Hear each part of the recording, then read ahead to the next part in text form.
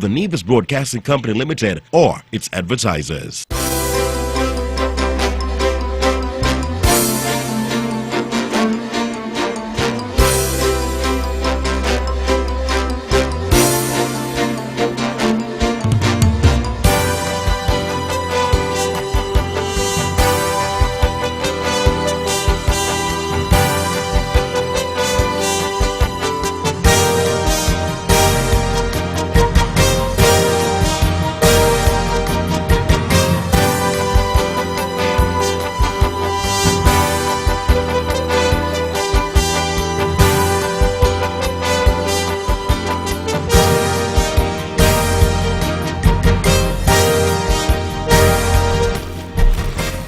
Good evening, ladies and gentlemen. Good evening to the listening public, those here on the island of Nevis, those in St. Kitts, those who are listening all across the Caribbean Sea. Good evening to our friends and family in the United States, Canada, the United Kingdom, wherever you are. Good evening. It's a beautiful, beautiful night here in Queen City, Nevis. And I just want to say good evening to one and all. Thank you for tuning in to another edition of On The Mark. I'm your host, Mark Brantley, and tonight we hope, as always, to have something of interest to you. As you know, this show is broadcast right here in the Eastern Caribbean's only powerhouse, VON Radio, every week on Wednesday from 8 to 10 p.m., 2 hours of commercial-free talk radio.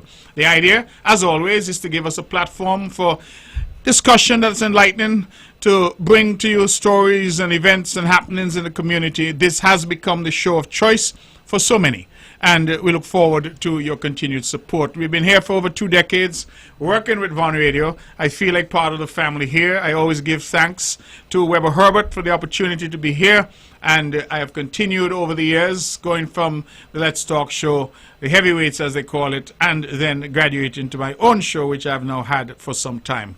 Let me go on record to thank the law firm of Daniel Brantley. They have paid for this show for all of these 20 plus years, and that is why we are able to have a commercial-free show. We don't have to break for commercials because that law firm ensures that the show is paid for. So thank you very much, Daniel Brantley. I am hopeful that when the history of Nevis is written, you'd get a footnote to say that you supported freedom of expression. And for those who like to call in, I encourage you to do so. Some call in and they act as if the show is their show. It is not. As I said, it is paid for by Daniel Brantley. I'm the host. It is very much my show here on VON Radio. And so all I ask of you is to call, but let's be respectful and let's respect each other.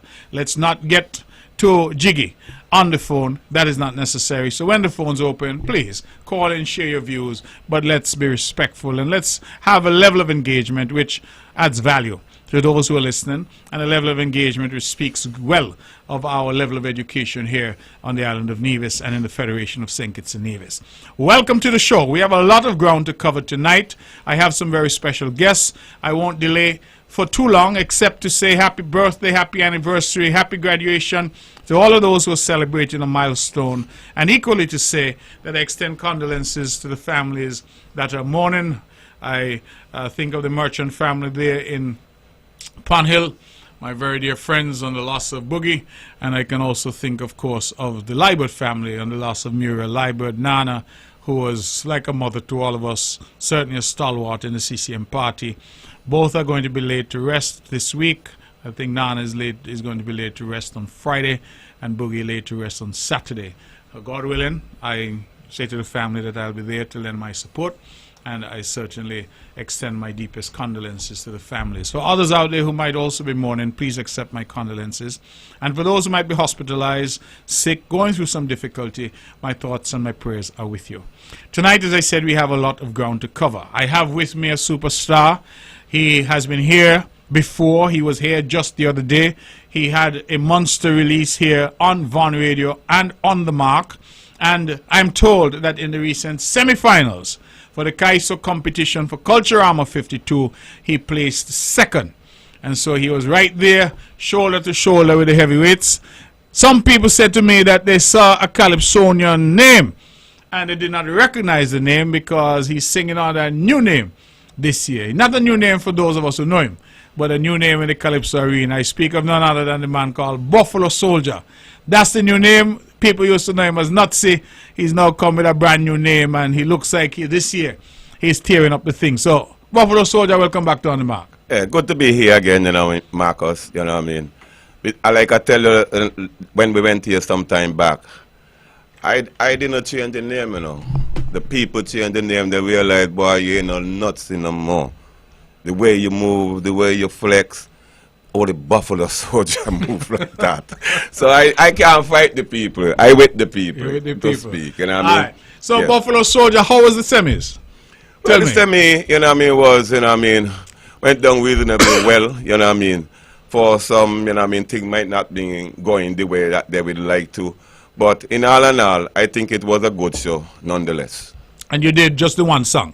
For No, the we semis? did 2 songs. Two songs in for the semis? Yeah. Okay, so the song that you're here to release tonight, you did that at the semis? I did that at the semi. Okay, but tonight is the radio release? Yeah, the way they release, you know what I mean. Okay. All right, well, Buffalo Soldier is here. He has come to release his second tune, competition tune for Culture Armor 52. Buffalo, tell us a little bit about the song before we get into it.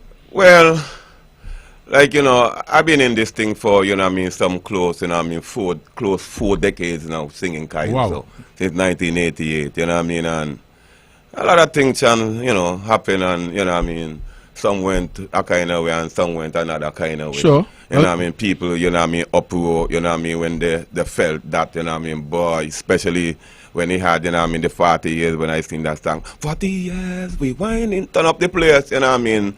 Never see people turn up place like that, to be honest with you. You know, when you look back, you see the amount of people standing up and show you one shot. You know what I mean?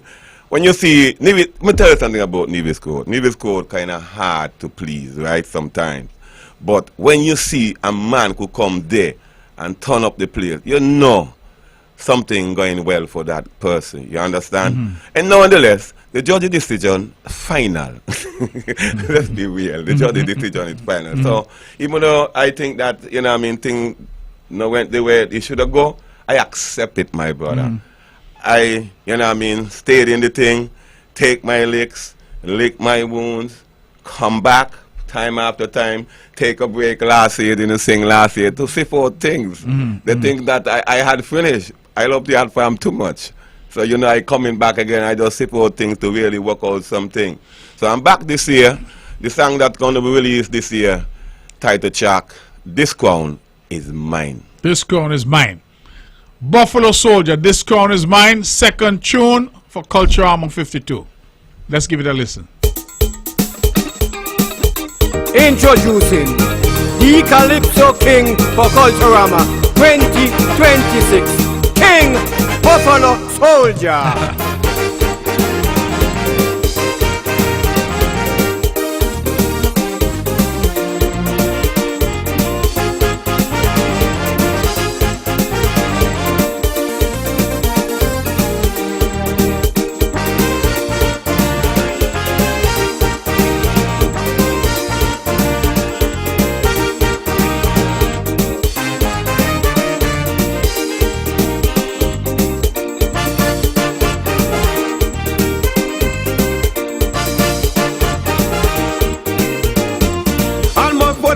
Singing Kaiso, took my blood and went and licked my wounds, battling as Chobingi and Miko.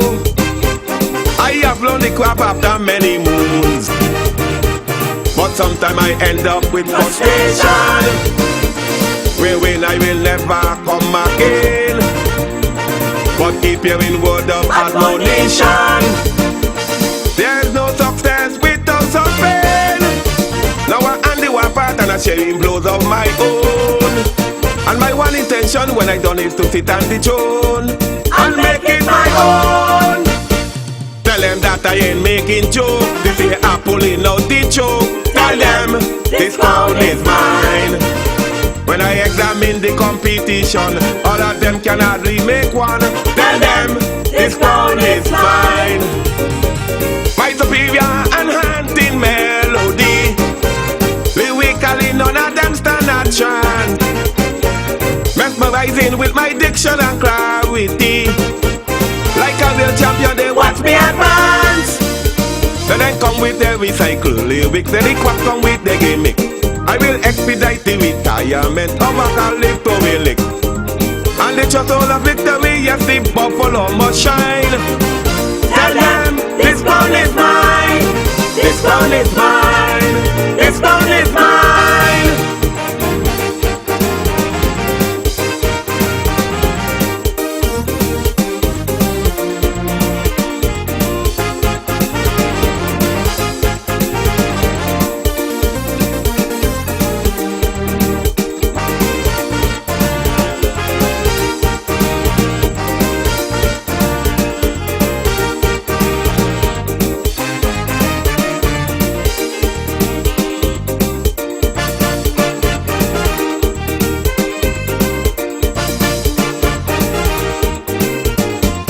I won't tolerate no hanky-panky, no favoritism this year at all. There's no criteria for longevity. All will crumble like the Berlin Wall. Remember they whipped me 2014. Say how I stayed too long in the boat. 2024 they did the same thing. But this year I have the antidote. With renewed vigor, I'm enhancing my state performance. Presentation of class, I'm invoking pure dominance. Bring me crown at once. Tell them that I ain't making joke. This year I'm pulling out the choke. Tell them this crown is mine. When I examine the competition, all of them can hardly make one. Tell them this crown is mine. My superior and haunting melody, lyrically none of them stand a chance. Mesmerizing with my diction and clarity, like a real champion they watch me advance. Then I come with the recycle lyrics, then they quack come with the gimmick. I will expedite the retirement of a calypso relic. And the shuttle of victory, yes the buffalo must shine. Tell them this crown is mine. This crown is mine. This crown is mine.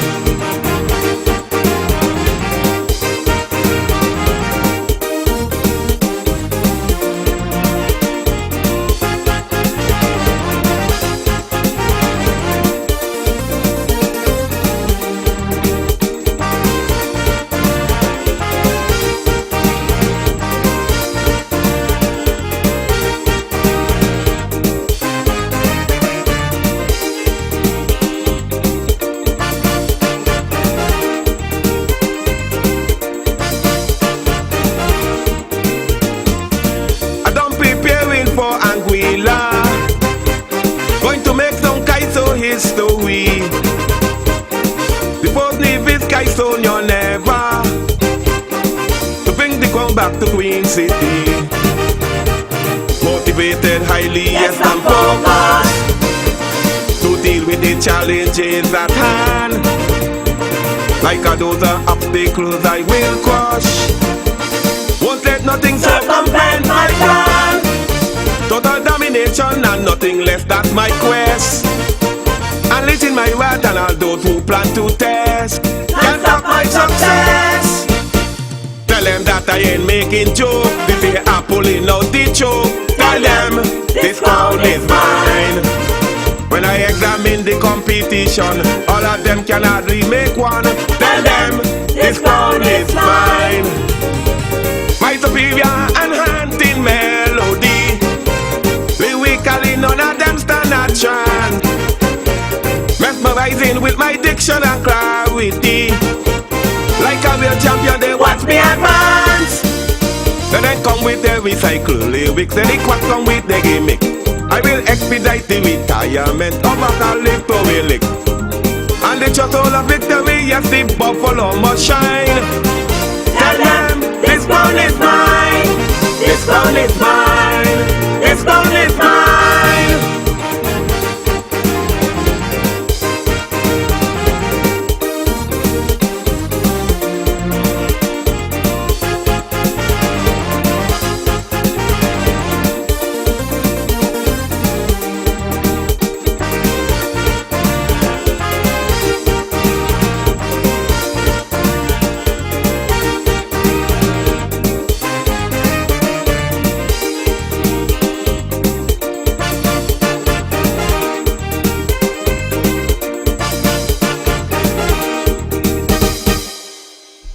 That is the man, Buffalo Soldier.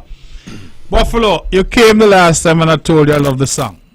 But, and I'm no expert, this one to me harder than the first one.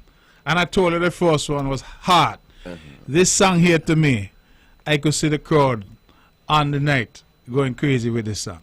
Well, based on what you said there, all I can say, you're joining the group. You understand? Because, you know. It's You get like, a feedback from other people? well, I got, King Bingy, Yes. you know what I mean? I went to him and tell him, man, King, I need you to help me do some work here. You know, Right. see me stop out the last year. You know, and why you help me do some work. And, you know what I mean? We go way back. So course. that's not a problem. Not the least, you know. I just kind of give him a little rundown on certain things, you know what I mean? And I know the man can set the thing. You understand? You know, so I work along with him and he set the thing, you know what I mean? So, right now, me tell you, I just staying cool. I spoke to King about the first song, you know. Yeah. So King, that song they're hitting hard. King said, that's what the man say, what? And you know what I mean, like I the same thing with this one also too. You know what I mean, I went back with him, you know what I mean, after stay out a while, you know what I mean, I cool out and I sip out thing, and I went and I sit with him and I just tell him everything, like, you know what I mean, like what part of the song. If you could see, you know what I mean, I had a discussion. Yeah. And that is what I love about King, you know what I mean? You check it out. I could have a discussion with him and you know what I mean, he can give me exactly what I'm looking for. Right. You know what I mean? Right. And boy, I said it the last time, I will say it again. I have no regret having a man like a King with around me right now, even though, you know what I mean, this man is a hard man. He don't play around. He can't afford to mess up. But at the same time, if you mess up, he's so good that he's going to pull you in, Right, and he's going to coach you and let you override that. So on finals night, as we look forward, because you're gone through to the finals now, the big stage. Yeah. You've been singing for nearly 40 years. It's an opportunity this year for you to take the crown. I think that the conversation I'm hearing out there, Buffalo is in the running, right? How do you decide which song you do first and which song you do second? In terms of on the night. Well, The strategy to that, or you just... well, what really happened? Man try to really don't confuse the people mind, you know.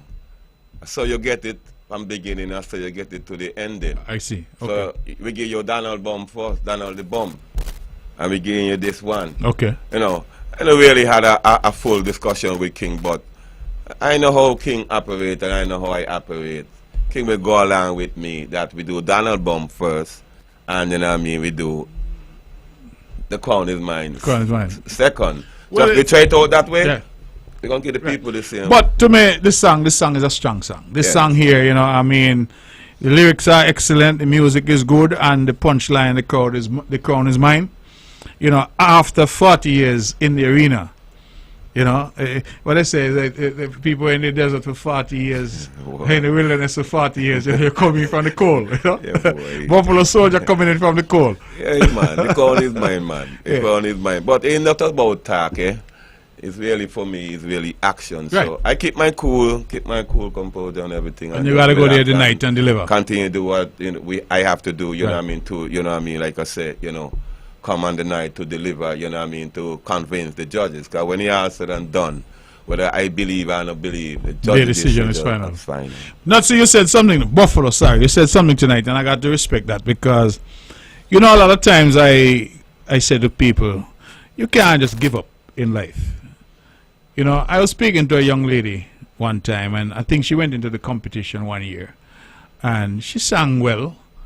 She didn't win, she didn't place. People tell her that she the cheater, and she tell me she not sing again. And I said to her, I said, you know, you have to stick to it. If you really love something, you stick to it. As a young lawyer, when I came out, they will tell you judges are always going to give a little blight to the older lawyers because they got more experience and things. So when you're young and you come in, tell yourself that if a point could go 50-50, the man with the more experience is going to get the nod from the judge. You understand? That is just the way the thing's set up. Well, you know that, and so you know that your time will come too. Yes. You understand? Because you just have to stick with it. And I find a lot about people just give up at the first sign of adversity, or they can just feel away. Sometimes a man come and tell you, boy, you're supposed to win the crown, you know, and all of a sudden now your head get swell up and you vex with somebody. So you said something tonight where you said the judge's decision is final and you respect that, even when you feel that you've been shortchanged, you still come back because what? You love the art form. And I think that is something that we need to emphasize. You know, people who contribute. It's a King Bingy, he may not be singing right now, although I believe he's going to come back at some point. Still believe in my heart of hearts, he may come back. But he's still contributing because, you know, he writing, he there. If people want to access his knowledge, he's there. You know, this and that, still singing. You know, the guys, them are still contributing. And you got to respect that. It's not about something even who you support or not. It's about just saying, listen, thank you to the people. And because without the Calypso and without the ladies who want to go in for the Queen Show and the youth and everybody, talented youth, and we're not going to culture them, you know. I'm trying to get people to understand that. And you know, people Buffalo, sometimes we like to sit back and criticize, but we're not getting involved. We're not lending our talent. So I think this song is a big song. I don't know if we have time, we could listen I just want to one more time before we do that. Go ahead, Buffalo. I just want to make a quick one, and I mean, to kind of, you know, give some respect to the people who I think really deserve some respect here. You know what I mean? First of all, and I mean, I like to give some respect to, you know what I mean, King Bingy for, you know, working along with me. My good brethren, rough and tough, you know what I mean? But we are brethren, we work it out.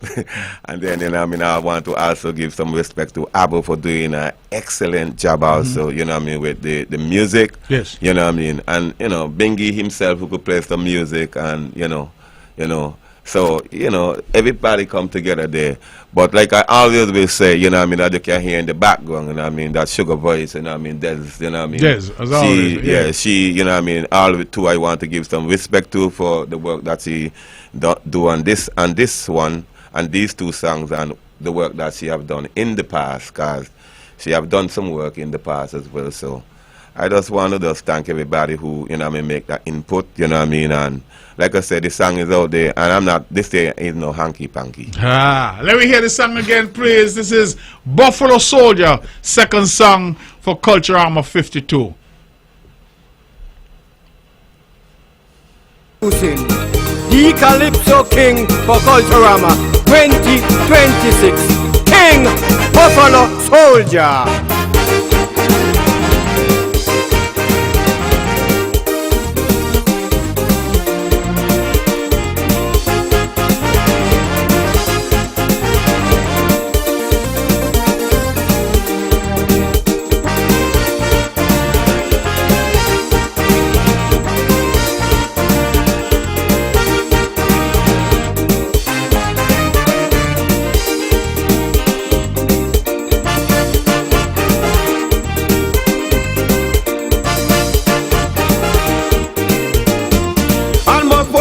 Singing Kaiso, took my blood and went and licked my wounds, battling as Joe Bingy and Miko.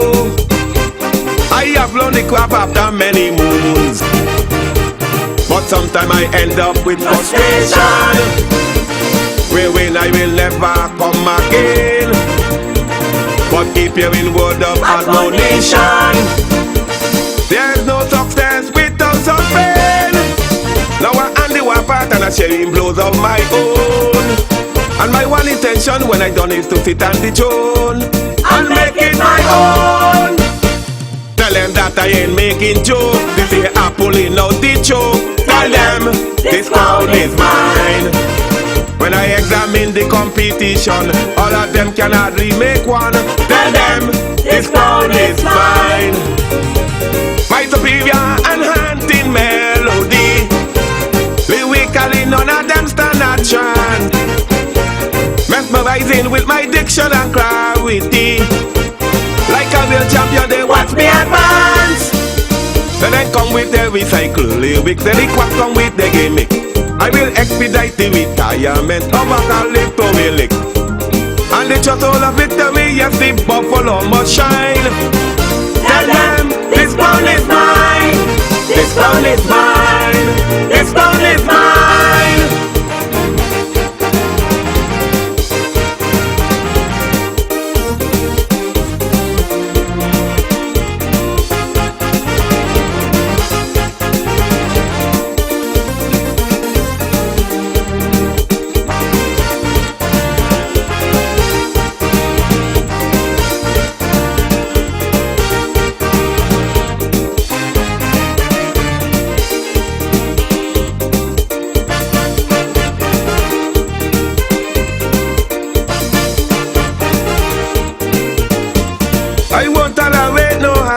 hanky-panky.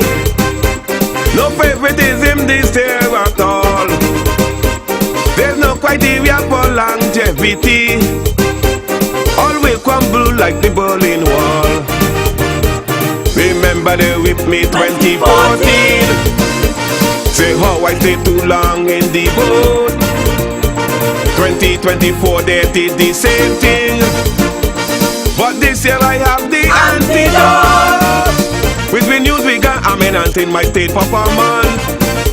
Presentation of class I'm invoking pure dominance. Bring the crown at once. Tell them that I ain't making joke. This year I'm pulling out the choke.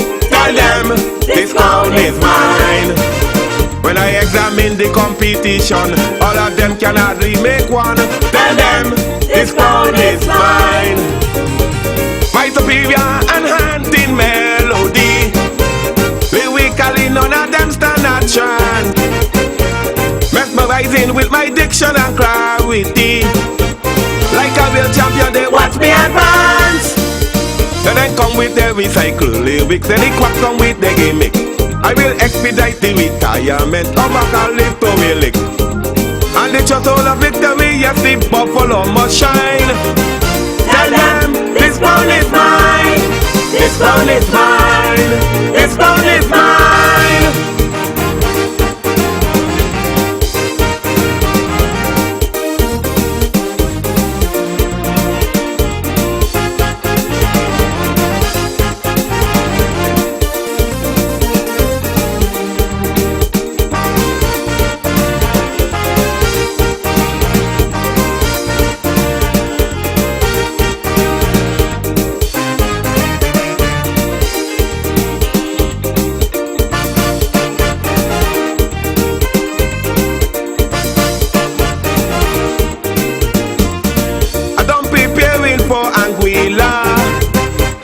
Going to make some Kaiso history. The first Navy is Kaiso never to bring the crown back to Queen City. Motivated, highly, yes, and focused to deal with the challenges at hand. Like a dozen obstacles I will crush. Won't let nothing circumvent my plan. Total domination and nothing less, that's my quest. Unleashing my wrath and all those who plan to test can't stop my success. Tell them that I ain't making joke. This year I'm pulling out the choke. Tell them this crown is mine. When I examine the competition, all of them can hardly make one. Tell them this crown is mine. My superior and haunting melody, lyrically none of them stand a chance. Mesmerizing with my diction and clarity.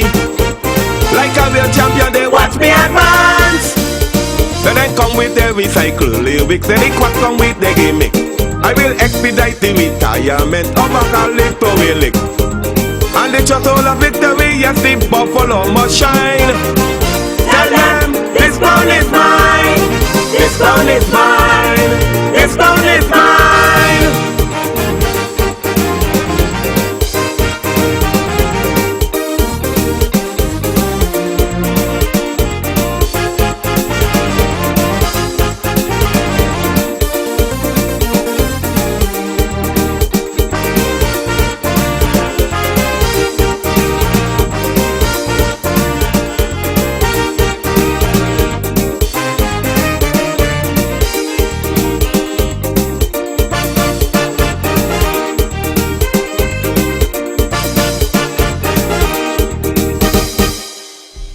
That is the man, Buffalo Soldier. Buffalo, thanks for being with me. Yeah, man. Appreciate it and appreciate your passing through. I wish you all the very best on Kaiso night. God willing, I'll be there.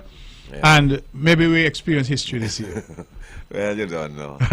Blessed. God in the midst of everything. Yeah, man. Manners and respect. Yeah, respect. All right. Yeah, yeah. All right, that is Buffalo Soldier who came to share with us his second song for Kaiso night. This is Culture Armor 52 and the thing is really, really heating up. And so we thank him. He was here, released his first tune. He has now come back to release his second tune, and we are truly, truly grateful to him. Now, if you think that the show was over in terms of guests, that is not the case. We have another guest this evening who is joining us now, and it's in the person of Permanent Secretary in the Ministry of Tourism, Mr. John Hanley. Mr. Hanley, welcome to On the Mark. Thank you, Premier. I am delighted to be here this evening to discuss a very important event that is coming up. Good. Well, Mr. Hanley is here. He, as I said, is a permanent secretary. He's the man who runs the Ministry of Tourism, and he's here because the Ministry of Tourism is embarked on a very important set of activities. We have activities throughout the year. As we say, tourism is everybody's business. We have just come out of the Mango Festival, which was very successful. I want to commend, of course, the entire team there, the CEO and their Ravery, but also the Bango man, as they call him, Fayon Jones, and the entire team at the NTA. I think they did a marvelous job. And, of course, for those who may not know, tourism in Nevis is divided into two core functions. We have the Nevis Tourism Authority that deals with advertising and promotion, and then we have the Ministry of Tourism that deals with product development, regulations, and control. So the reality is that Mr. Hanley is on the ministry side, and then we have the NTA, which is run by a board and a CEO. And so Mr. Hanley is here, and I won't take up too much time speaking because he's the one with the information. He has brought a whole encyclopedia with him, I see. So, Mr. Hanley, tell us why you're here. Tell us what we can look forward to insofar as Nevis is concerned in the coming days. So the reason I'm here this evening is to speak about the St. Kitts and Nevis Restaurant Week. It just so happens that this year is the 10th anniversary, the 10th edition, and I was speaking to the Premier earlier, and I was telling him that Restaurant Week began at Mount Nevis 10 years ago, and it just so happens that the 10th anniversary, there's a special event that will be celebrated also at Mount Nevis, but I'm going to get back to that later. So let me take a little time to explain what Restaurant Week is and to explain why we have a Restaurant Week. So the reason why we have Restaurant Week is there are basically 4 key objectives why we have Restaurant Week. First of all, we want to promote local eating. We want to encourage persons to eat what they grow here on the island. And those of us who live in Nevis, we know that we have a wide variety of fruits, vegetables that can match or exceed the quality of anything that we can bring from abroad. And these local produce, they are very healthy. They are free of, in many cases, free of pesticides, etc. So we encourage people to eat local, to support the local farmers, etc. We also noticed that in Nevis we have a seasonal tourism industry. So we have Restaurant Week to encourage persons to support the restaurants and the eateries during what is called the slow season or the off season. Ideally, our objective, of course, is to one day either drastically reduce or to probably eliminate the slow season or the what we call the off season. We also realize that we have incredible creativity here among the local chefs. During Restaurant Week, we focus on a key ingredient. It just happens that because of the 10th anniversary this year, we have 2 key ingredients. The first of which is a fruit, passion fruit, it happens to be. And we have realized that passion fruit is a very popular fruit. And we have a vegetable pairing with that, which is carrot. In the previous years, we have had 1 ingredient. The first ingredient back in 2015 was breadfruit, and then we had several other things like pumpkin and plantain, yam, etc. But this year, we have 2 key ingredients. They are passion fruit and carrot. So we will see the creativity of the chefs. They're going to take these 2 ingredients and they are going to make some amazing dishes. And our next objective is the celebration of our culinary culture. Many of you listening would have attended the Nevis Mango Festival, and you could attest that Nevis has a very strong culinary product. And Restaurant Week further supports that concept. It further supports our very strong culinary product. And you can experience this during Restaurant Week at very affordable prices. So we have 4 price points. We have certain menus, and by the way, the menus for the participating restaurants, they are on our Facebook page, Ministry of Tourism Nevis, and the price points are $20 US, $40 US, $60 US, and this for the most part includes tax and excludes the cost of beverage. And in addition to the 20, 40, 60, we also have certain restaurants that are giving lunch specials. So whatever your budget point is, you can enjoy something from Restaurant Week. Whether it's a small budget like myself or a big one like Mr. Brantley.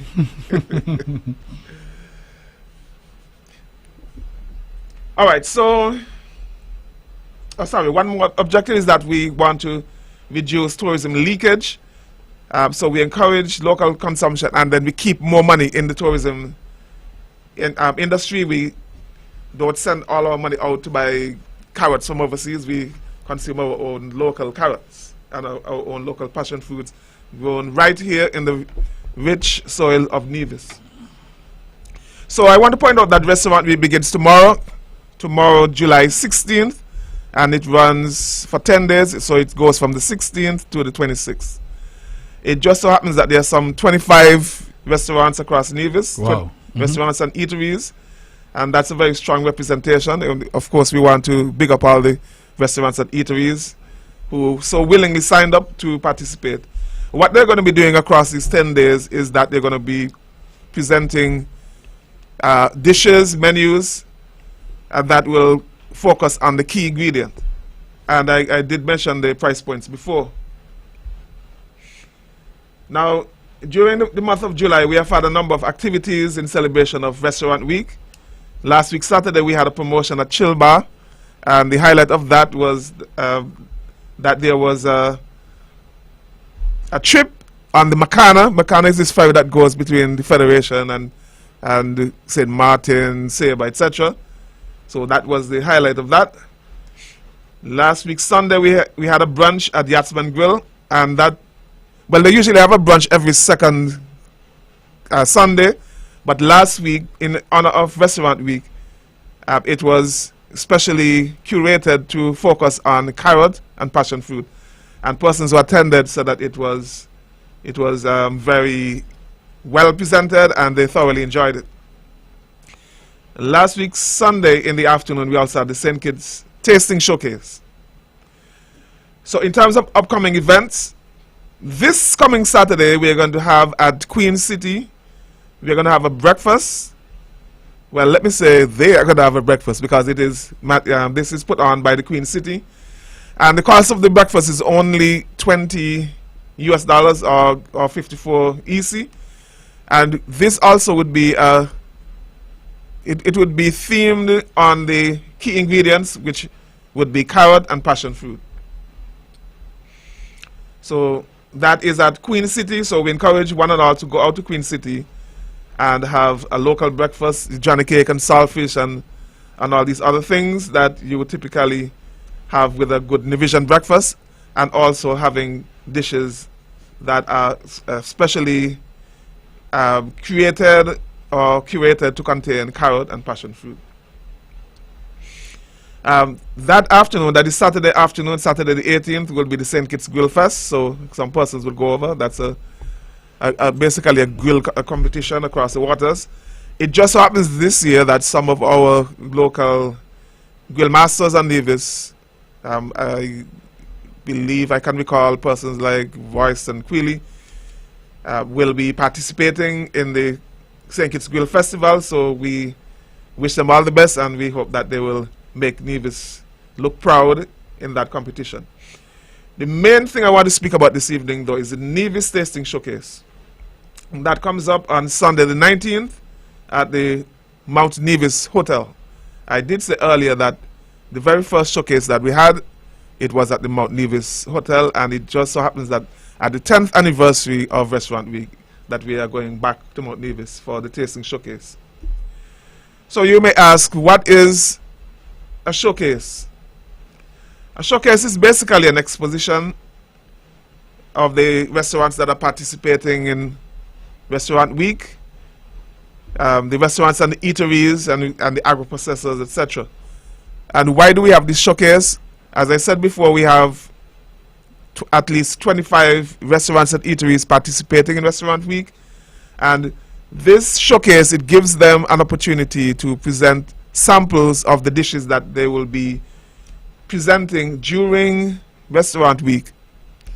So you can come to the showcase, you can get a sample. For example, if somebody has a passion salmon or carrot mashed with wings or something like that, you can go to the showcase and you can get an idea as to what the dish would taste like. And then if you really like the dish, then during Restaurant Week you can visit the restaurant and you can enjoy the full menu. So when you come to the showcase, you can get dessert dishes, savory dishes, beverages. There will be a cash bar. There's some vendors, such as there will be a smoothie vendor, for example. I'm sure it will be a very hot day. There is a vendor where you could create your own candle. The cost of that experience is only $10. So there's passion fruit flavor, fragrance rather, and other fragrances. I can attest that is a very good aromatic experience. It's very good aromatherapy. So you pick whatever fragrance you want and you build your own candle. And as I said, that costs only $10. And we also have an area where you can play games, especially those persons who bring along children. We have live entertainment. So this is the 10th showcase for Nevis on the lawns of Mount Nevis. It begins at 2 p.m. and it goes down until 6 p.m. Tickets cost only 100 EC or $37 US. And you may ask, where can I get these tickets? These tickets are available at the main office of the Ministry of Tourism, which is in the Social Security building at Pinnes. You can also get tickets at the Nevis Tourism Authority office downtown, that is right next to the post office downtown. You can get them at the Malcolm Gishard Park. Just speak to Desiree or any of the staff at the front desk there. And I believe this is the second time that we are able to offer this, but tickets are also available online. You can get the tickets at Carib Tickets, CARIBE tickets.com, or you can simply go to our social media page, our Facebook page, Ministry of Tourism Nevis, and we have posters there that point you to the portal where you can purchase your ticket online. And we encourage you to buy your tickets as soon as possible. Our stocks are running out and we don't want you to miss out on what promises to be a really great experience. John, I've let you go on because clearly you had a wealth of information to share. Restaurant Week, 10 years this year, and we're going back to Mount Nevis for the grand finale. Could you just remind the public when that is, date and time? All right, so this grand event, it takes place on Sunday, 19th. That is this coming Sunday. It begins at 2 p.m. It is at Mount Nevis, on the lawns of Mount Nevis. And when I say the lawns of Mount Nevis, when you're coming up the Cottle Church Road, immediately on your left, that expanse that goes from there to the pool, that is the area where the event will take place. So it starts at 2 o'clock and it goes until 6 o'clock. And the cost of the ticket is only $100 EC. And that ticket allows you to essentially sample various dishes that would be on offer, all using the ingredients for this year. Absolutely correct. So when you present your ticket, you get what is called a passport, a tasting passport, and this tasting passport allows you one sample per vendor or per exhibitor. It just happens that we have, in all, we have over 30 exhibitors, so we have quite a good range. We have those who will be serving desserts. We have those who will be savory dishes, beverages, alcoholic and non-alcoholic beverages, and we also have the cash vendors. So the passport allows you a taste of the sample vendors. Got you. And then the cash vendors, obviously, you buy from them if you're so minded. Yes. Okay. And this, what I like about the whole idea is really, it's an opportunity for us to showcase, as you say, local dishes, but local ingredients. It also ties into our people eating healthier, which is something that, frankly, as a government, we've been trying to push. It supports our local farmers, so I think that there's a lot of touchstones there in terms of what Restaurant Week is trying to do. But beyond that, it also gives our local chefs and our local restaurants an opportunity to get the word out about what they do and the ability. So like you say, if somebody were to go there and had some salmon, had some mahi, had some steak, had something that they were very impressed with, they can then decide, you know what, I'm going to try this person's restaurant. What I also like about it, John, is the fact that you say restaurants and eateries. We understand in Nevis that not everybody has a sort of what we would define as a restaurant, meaning, a space where they have chairs and tables and all of that. But some of the best food in Nevis you actually get at local eateries. Sometimes it's a grab and go. You go to these places and we have some exceptional culinary artists, I call them, who prepare these meals, and we all know where to find them. A lot of them are little mom and pop places, they're in the villages, and I think that I want the public to just understand, because sometimes I think people look at what we do and they think it's just random. It is not. When you look at the Mango Festival and the fact that you're taking it now, when you do the passport tour, for example, food tour, you go into the villages, you're going up Fountain, you're going up into Barnsgut, etc. This is done deliberately. The Restaurant Week is seeking to do something very similar, where in a single locale you can go and find these various spots and sample what they have, so that you can then decide, oh, this is particularly good. Fountain, let me go going up into Barnsgut, etc. This is done deliberately. Hello. The Restaurant Week is seeking to do something very similar, where in a single locale you can go and find these various. Okay, can you? All right. I don't know what happened there. I apologize. Somehow I was getting a recording of what I said just a few minutes ago, so I'm sorry for that. I believe now we're back on track. So I was saying that the Restaurant Week is doing something similar, where in sort of a single space, which will be at Mount Nevis this Sunday, you can sample the food and the drink and the creations from these various restaurants, big and smaller, like these eateries, as you call them, these mom and pop places. The idea really is to get a full taste of Nevis. And I will go further and say, even though that is not our subject for tonight, that Culturama is also doing something similar. You realize now, and I hope the public realize, that we're taking Culturama into the villages and into the communities. So you have the tents, you have the soca tents, you have the kaiso tents, you have the bar crawl. The idea really, again, is to involve the whole island. And that is something that as a government we've been trying to do, because we're saying Nevis is small enough where you can really have everybody involved. And so I want to commend you, John. I know a lot of work has gone into this. I want to commend you and the team for keeping this Restaurant Week alive. I want to commend when you said there were 25 restaurants and eateries that are on board. And help me to understand again, it therefore means that during this week, if you go to those restaurants and eateries that are participating, you'll find dishes there having the ingredients that are the ingredients for the Restaurant Week this year. Is that correct? That's correct. I could give an example. One of the restaurants that I go to fairly often is Buddy's.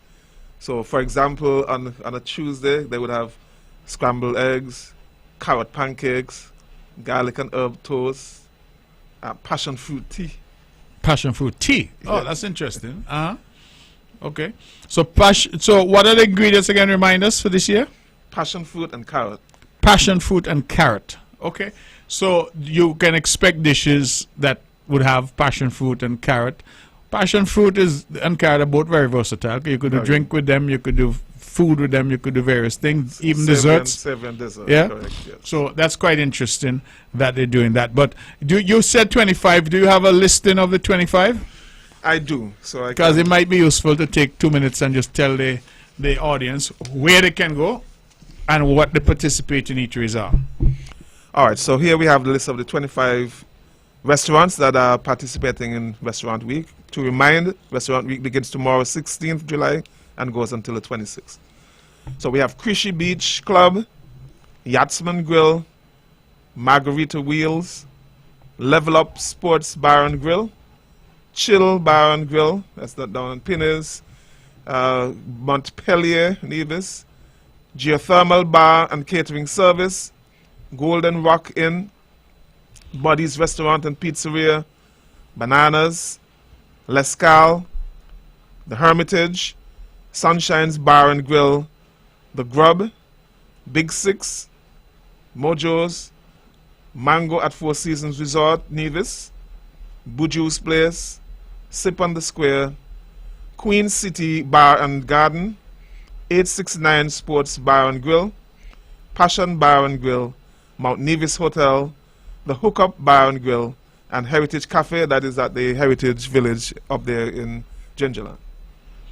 So that's, as you say, quite a few different restaurants and eateries. I noticed you've got some of the big names. You've also got the smaller restaurants as well. So, yeah, I think that people can have a wide choice, a wide variety.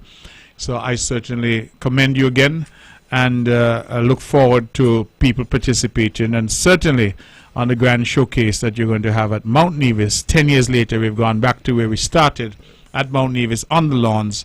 You said you have over 30 participants there, and it's just $100. People can go and sample. So it's an afternoon affair on Sunday. We're hoping that people come out in their numbers.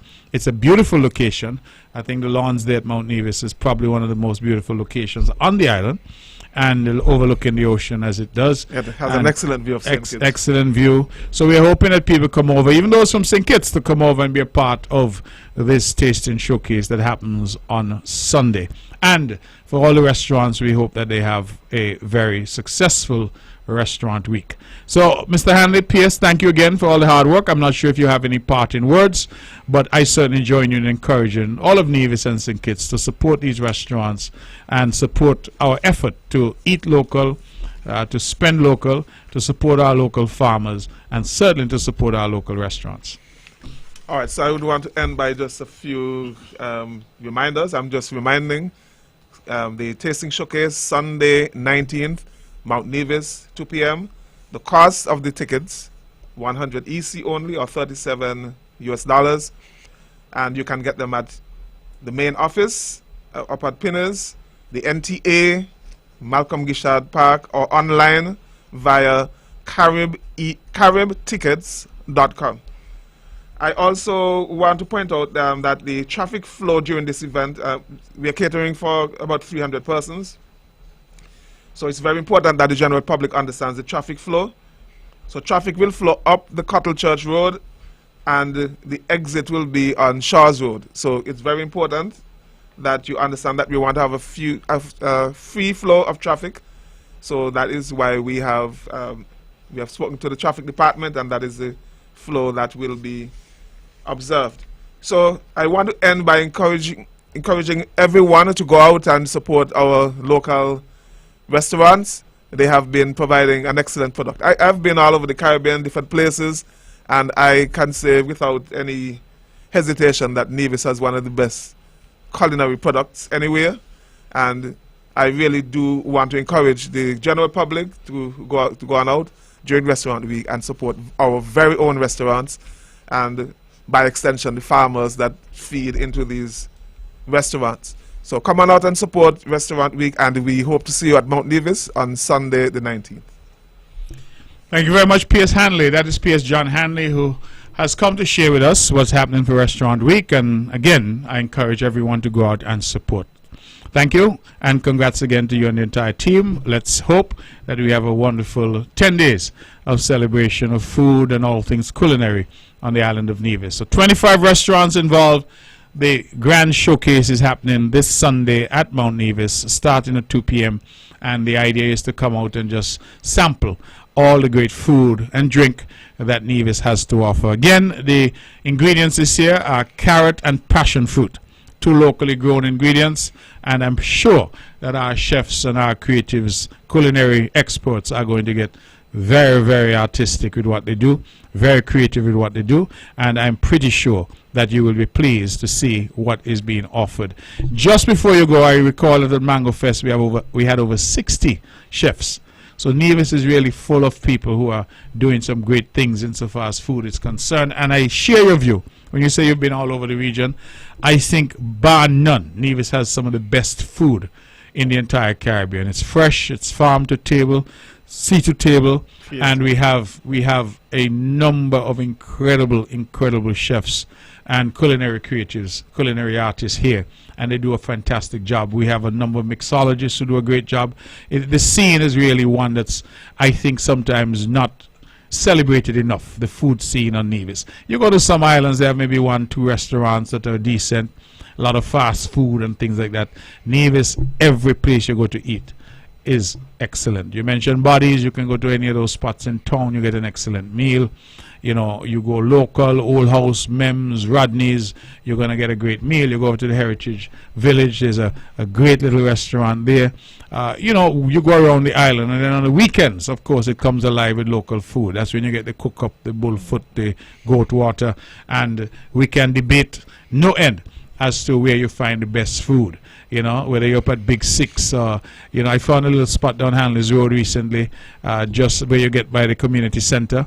You make a right and you go up and you go around, and I was told about it. I went there. Great local food. So, you know, the truth is that there are a number of options in Nevis, and I encourage Nevisians to go out and to support. I like to cook, but I will tell you, on weekends especially, you go and you support. To go out and sample. Of course, you go out and support, because the food out there is really, really incredible. You know, you go by my friend Carbo, you get some goat water. You know, you go by Mems for Carbo the will be there on Sunday. Carbo will be there. Yeah, I see him in a chef uniform the other day. I was teasing him because, you know, I thought Carbo was a mechanic, but he looked like he's more chef than mechanic. I hope he's listening, because you know, he has a great product in terms of his goat water. He's doing a lot of other things now, but he really has a great product. But as I said, in terms of local food, you have Rodney. Rodney has just reopened Rodney's Cuisine. You have Old House.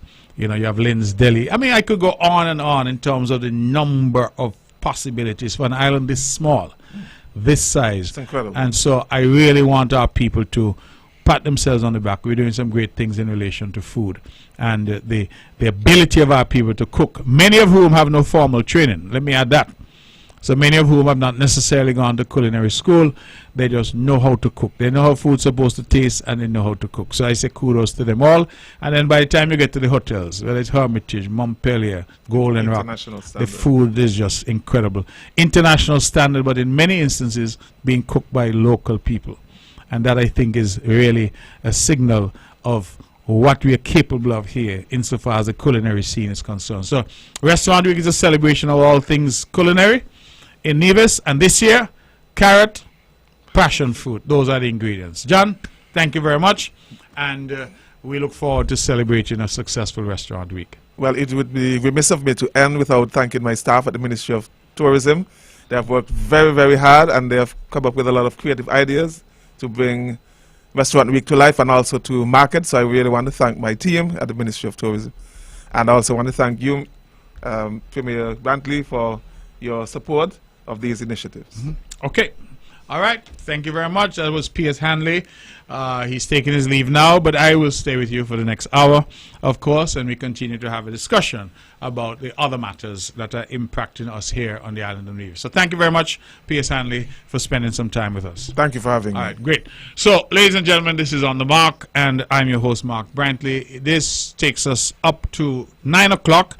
We, of course, go until 10 o'clock. That is our time when we leave you. So we are here from 8 to 10 on every Wednesday. And so we're very grateful to be here and to continue the discussion as we debate and discuss the issues that are impacting us.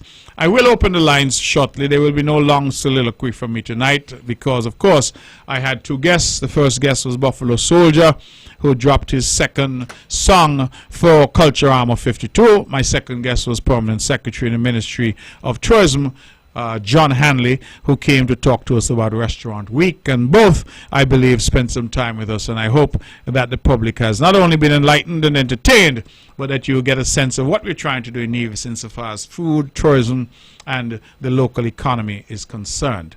Now, let me say a bit, because I was on a program last night on a different medium, and I was asked a question about a building that is being done there at the Alexandra Hospital. And I had promised that I would make a formal statement at some point. Through travel and other commitments, that has not happened. And so I thought it only appropriate that in the absence of that formal statement, I just alert the public about what it is we're doing at the hospital. It seems like a lot of people have been curious. Well, what we're doing is we are constructing from the ground up a brand new dialysis center. Now, dialysis has been talked about quite a lot here. It has become, sadly, a political football where some have tried to make politics out of it. It has always been my position, publicly and privately, that we should do dialysis in Nevis when we're in a position to do so, and that we ought not to be rushed to do it and put the island in some financial purgatory as a result. Well, what I was able to do, because it was always our plan to introduce dialysis into the new wing of the hospital. Of course, that project has been delayed due to a number of factors. And so we sat down and we thought, well, what can we do to introduce this service? We recognize two things. One, that Nevis has, thankfully, not a large number, but still a number of dialysis patients now. People who are suffering from renal failure and who need dialysis in order to stay alive. Those current patients, I think the number between 6 and 8, they are being dialyzed on St. Kitts at the Josephine France Hospital, where there is a center.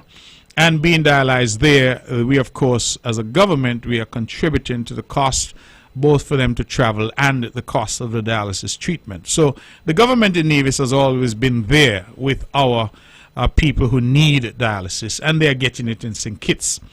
Having said that, we have recognized that there is, and this is the second point, a high incidence of NCDs in Nevis. That is particularly diabetes and hypertension. Both, we are told, are gateways that can lead to renal disease and renal failure. And so while we're trying to educate our people, while we're trying to eradicate some of these what I call lifestyle diseases, and trying to get our people to control what they eat, to exercise, and to know their numbers, know their status, to check regularly, we also realize that some people are at a stage where they need assistance insofar as dialysis is concerned. And so whilst over the years we have tried our best to take care of our patients, dialysis has always been on our agenda when we found a way. Now, what happened was, as we were discussing with the promoters and developers for the Destiny project that is proposed for the south coast of Nevis, we said to them that we really would like them to do something for the people of Nevis that would be a good gesture to demonstrate their commitment to the island. And they said, sure, they were minded to do something. And so we discussed, and the cabinet decided that a dialysis center was perhaps the best gift that anybody could give to Nevis. And so I'm very happy to say that through our negotiations with the developers of the Destiny project, they have agreed to construct and to equip and to staff and to fund for a period of 2 years a dialysis center for the people of Nevis. I think it is a huge win for us in Nevis because it allows us to proceed to offer that treatment to our people. The building is being constructed. What we did was we demolished an old building that was there, and we initially thought we could refurbish it, but then we decided to do something which would be more state-of-the-art. And so we are constructing a new building with all of the necessary controls and critically brand new equipment. That equipment, I'm told, is already on island. That's the last report I had. And most critically, trained staff. We have nobody here who is trained that is on the island of Nevis in being dialysis, and we understand that it is a very technical matter to dialyze patients, and of course the difficulty is that if we get it wrong, if the water is contaminated, if there are any difficulties, if machines are not properly maintained, people die. And so that is a concern that we have, because the safety of our people is most critical. And so I was very pleased to learn that we have identified the relevant nurses. We've identified these are dialysis specialists who will be employed and are coming in. We have identified a nurse manager, I'm advised, who will run the unit. And we are in discussions with the federal government to share the nephrologists that they have in St. Kitts. And so we are putting in place the infrastructure, that is in terms of a building, the necessary water treatment and all of that is necessary. We are also putting in place the equipment, which is state-of-the-art equipment, and we're also putting in place the staffing, people who are trained to deliver dialysis treatment. And lastly, Destiny, the developers behind the Destiny project, have agreed to fund all of this for a period of 2 years. Now, why 2 years? 2 years was a period that we thought as a government would be a period that we could then look at our finances, make the necessary plans, see how this has worked over that 2-year period, and then put something in place to ensure the sustainability of delivering this service. So, for the people who have been asking, and naturally so, I'm here to say that the intention is that this dialysis center will be a gift to the people of Nevis. It will come at no cost to us, and for the next 2 years we will be able to offer that service at no cost to the taxpayers, meaning that this will be entirely funded by these developers who have made that commitment. Now, I understand that there are some out there who are still opposed to the idea of a major development on the south coast of Nevis. And some people have said, well, is this some kind of quid pro quo? Is it that they're giving you that in exchange for something? The answer is no. If you realize the Destiny project is still not been approved in Bastille, we're still waiting on the Honorable Prime Minister and his cabinet. And while we wait, nevertheless, the project is proceeding. As I said, the construction is proceeding apace, the equipment has been ordered, and the people have been hired. And so we're looking forward very much in short order to be able to offer that service. And I can tell you, speaking to some of our dialysis patients who have to make that trek to St. Kitts 2 and 3 times per week sometimes, they are overjoyed. They are overjoyed that they would just have to drive into town in order to get their treatment. Let me also add that what we're hoping to do is, with this state-of-the-art facility, is to offer that service to our people in St. Kitts as well. We are cognizant, and St. Kitts, I want to say thank you, because we are cognizant that through the provision of that service at the Joseph and France Hospital, lives have been saved here. Nevisians have been able to access that service. And we are saying, similarly, we are providing that service in Nevis. When we start, the people from St. Kitts are also free to come over and to get the benefit of that service here. In addition, and I got a call from someone who's living in America. They have built a home here, and he said to me that he wants to come home badly, but he needs dialysis. And so he too was overjoyed to hear that he can now come home because we'll have the service available. So we saw this opportunity, and in our negotiations we decided to grab this opportunity and to say to these developers, this is something that the island wants, has wanted for some time.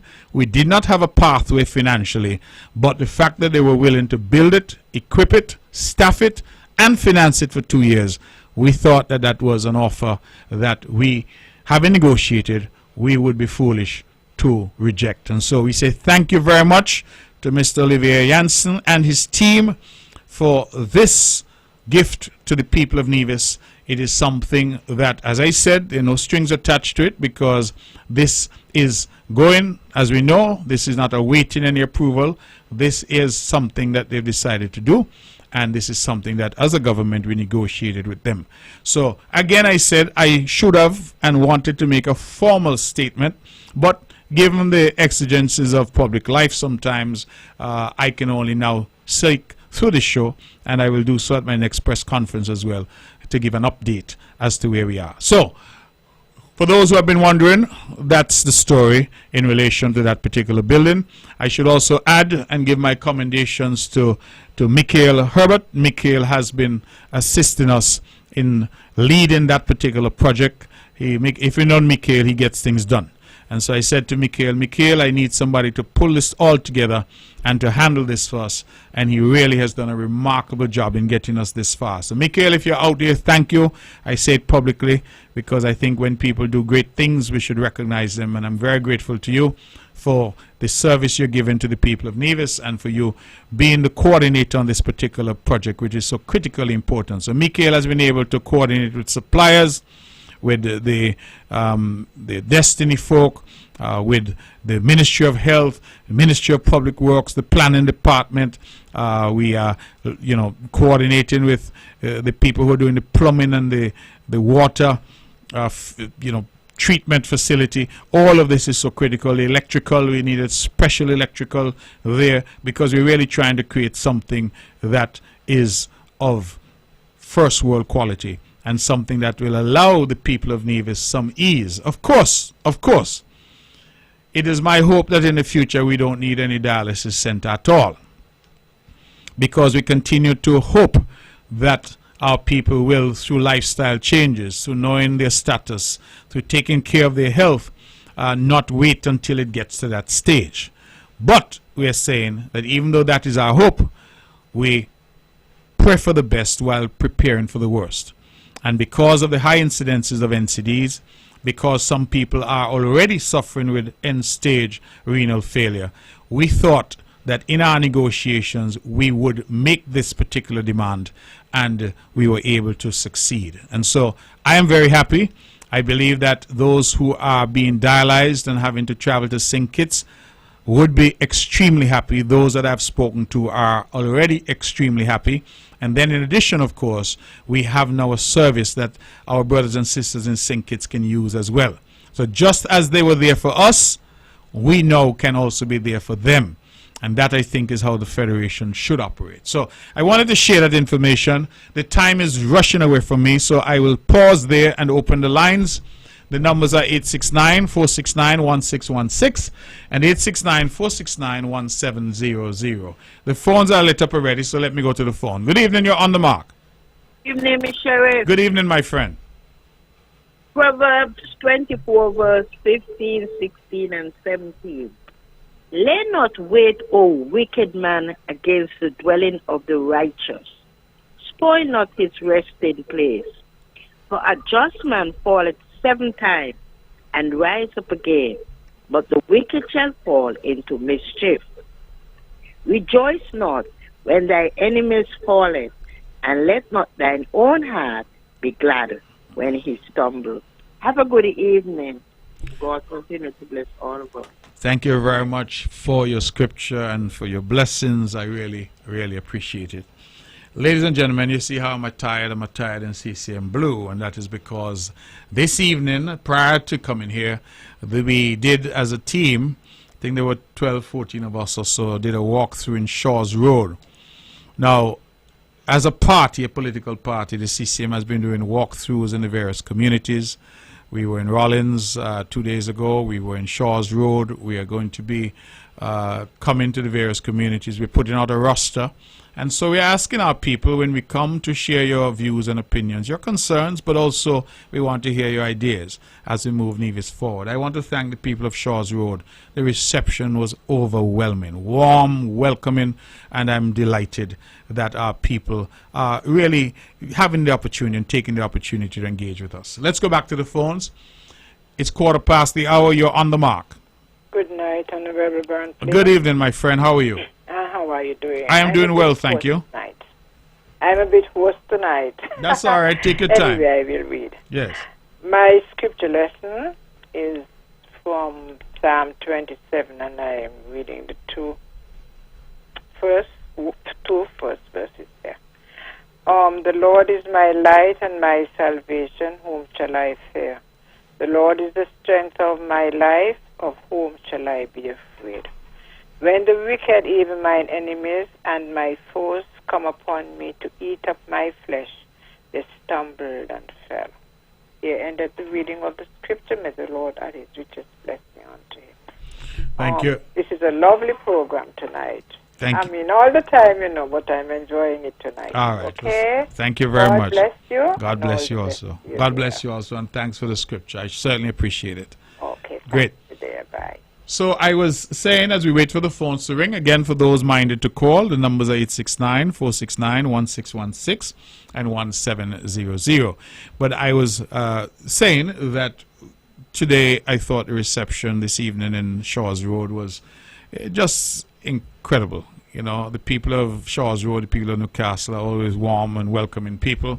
But we had a good time, we engaged, and we shall return. I know sometimes people say, we didn't reach by me, and we do apologize, but we come for a few hours each time to the community, and so what we're going to do as we come back, we go to another part of the community, and the idea is to get to everybody. We will certainly try to do that. So I make that commitment that we will be coming back to the various communities time and time again, because we want to hear from you. Let's go back to the phones. Good evening, you're on the mark. Hello? Pleasant good evening, Honorable Brantley. Good evening, my brother. Good to hear your voice. Yes, Carl Brown here. Yes.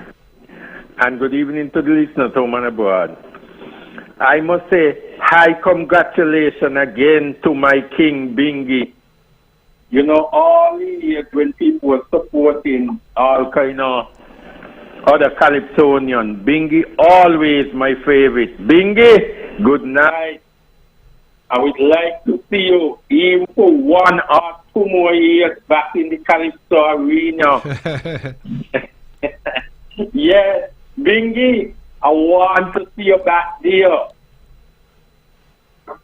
And to Nazi, Buffalo Soldier, boy, heavy. This roller come like he as heavy as the CCM roller, you know, not see Buffalo Soldier. Boy, the second song, the first song was, but the song tonight, it's going to cause some big problems in the Calypso final in a week or two. Mr. Brantley, a number of questions, queries, and concerns.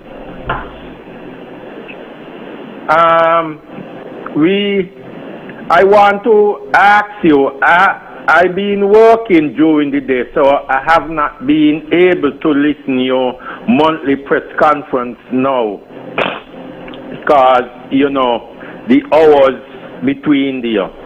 But a couple of questions I would like to ask you, and probably you could do some clarification for some of the people who have not gotten a chance to listen. One, sir, the World Bank report concerning PSC. And the reason why I want you to clarify and to give an update to the world and the nation, them at large, and us here home and abroad. We all know the CVI collection has dropped significantly. And we would say when that report went off to the World Bank, it was up a bit. And since that report come back, and now back in the hands of the Prime Minister, and I guess you would have a glimpse of the copy of the World Bank report. we know that it's dropped significantly, and the question I am concerned and want to ask is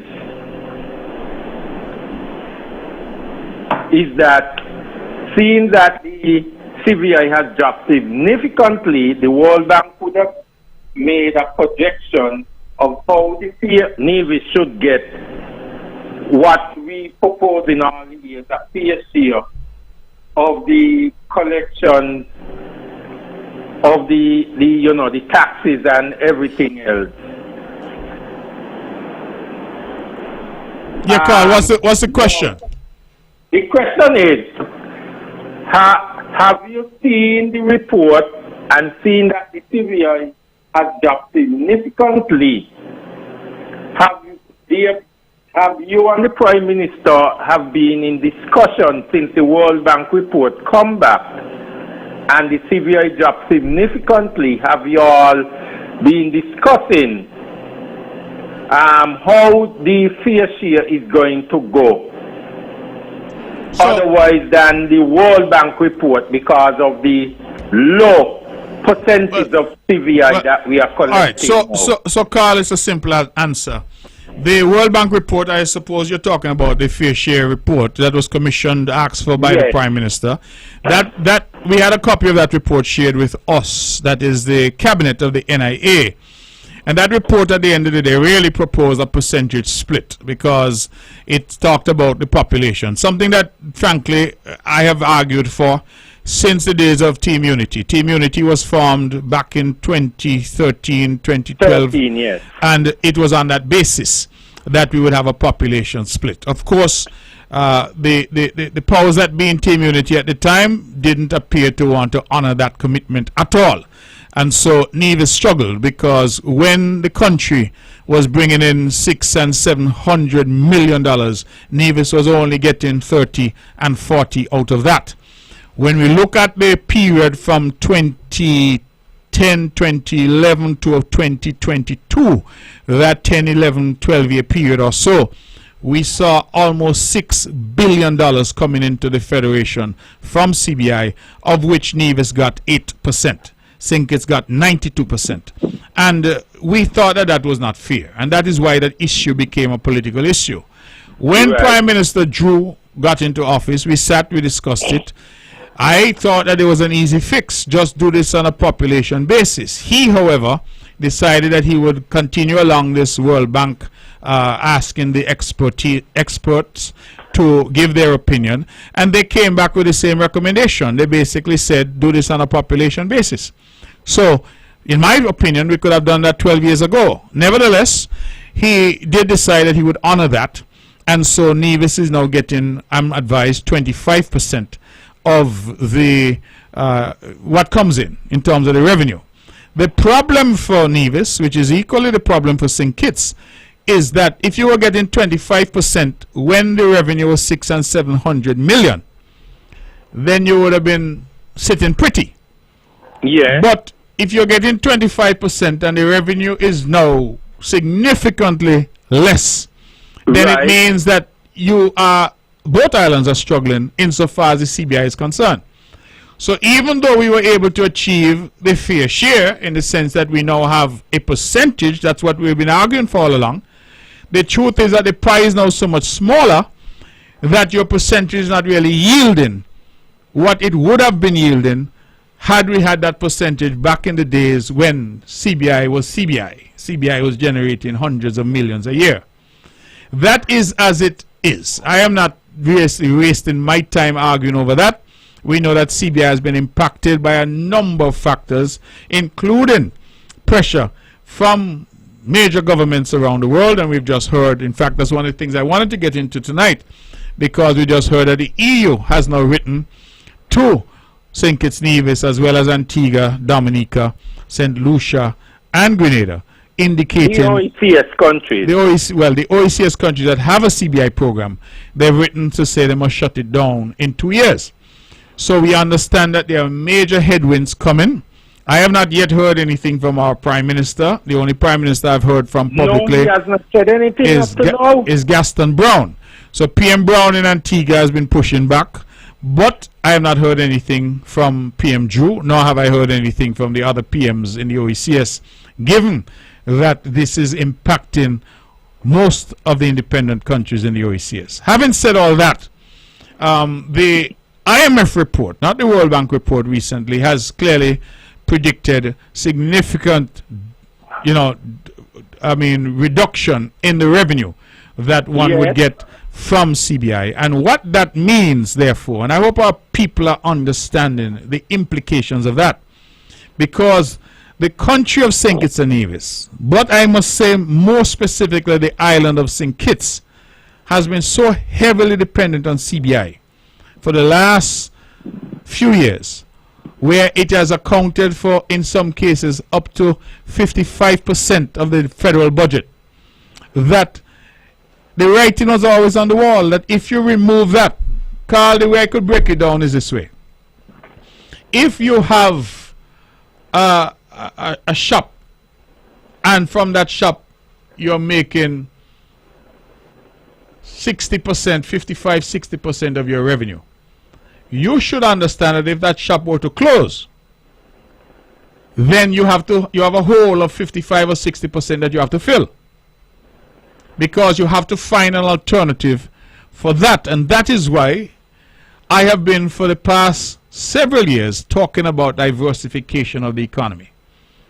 There are many out there who criticize me. There are many who have a lot of things to say. But if you've listened to my budget addresses over the past few years, I have been constant in my appeal to diversify the economy. And I have been trying to do that on Nevis. I have said that renewable energy, specifically geothermal energy in Nevis, we have to accelerate that, because that has to be part of the answer for us in terms of a new economy. Because CBI, I believe, is dead in the way that we knew it before. I don't think that those days are going to come back. Now, I hear a lot of politics locally about it. Who had the better CBI and when CBI was strong? And I think it is a fool's argument, because these pressures would have come regardless of who was the Prime Minister, regardless of who is the Premier. Well, CBI is actually a national function. It's run from St. Kitts. But I can tell you, whoever was there would have had this, because this is pressure being exerted from outside. This is not the EU or the US or Canada saying you all are doing something wrong. This is them saying that they, for their own purposes, according to them, for their national security, they want these programs shut down. And so we are being put under inordinate pressure. I remind the public that the EU has already shut down the programs in Cyprus and Malta. Malta is an EU member, and the EU took Malta to court to shut down Malta's citizenship by investment program. The European Court ruled that Malta had to shut it down. So they've shut down even their own programs in their own backyard, and they're now coming at us. So if they shut down their own, Carl, what do you think they're going to do to us? Now, I just believe that our people need to start to get real. And that is why I have these programs, and that is why I talk the way I talk. CBI, the way we knew it, is not going to be what it was. We just have to accept that. And that is why one of the efforts at diversification that I've advocated is that we change our focus in relation to CBI.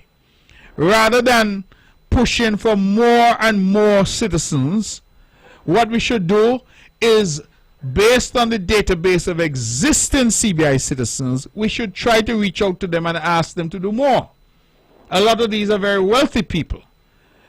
I have made the point publicly that I was in Dubai and I met a gentleman from Yemen. I was told that his family is one of the 5 wealthiest families in Yemen. And the gentleman and I spoke, and he told me that I think it was 43 members of his family have St. Kitts Nevis citizenship. And he asked me a question, Carl, that made me smile. He said, is it a real place? Because some agent persuaded them to get the citizenship, but none of them have ever visited. So imagine if people with that kind of wealth could really start to see St. Kitts and Nevis as, you know, a home away from home, to see it as a second home, to invest here, to help us with our infrastructure, our hospitals, our healthcare. That is what I feel we need to shift the program to. Rather than being out there on the road trying to see how many new citizens we can get, if we can say to those existing citizens, some estimate we have as many as 50,000. All right. If assuming that estimate is correct, then you even get 10% of those, 5,000, to say, listen, we're going to build villas in Nevis, we're going to build villas in St. Kitts, we're going to create a hotel, we're going to come in, we're going to live, we're going to spend time, our family's going to holiday there. Oh, by the way, my daughter's a doctor, we own hospitals in Chicago, we're going to build a hospital, a clinic, whatever the case may be. That is why I think, that is how I think we can lean into what we already have. Now, I have been talking about this Destiny project. That is another example to my mind of what we're trying to do in terms of diversification, doing new things, different things. And the promoter, just let me finish, the promoter of Destiny, Mr. Jensen, is a citizen of St. Kitts and Nevis.